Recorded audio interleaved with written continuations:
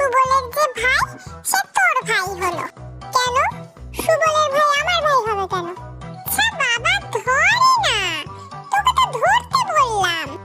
ঠিক আছে ধরলাম, অমনি না সুযোগ খুঁজছিলিস। আমাকে তো তোর ভাই বলতে ভালো লাগে না, যেই ধরতে বললাম অমনি ফট করে ধরে নিলি।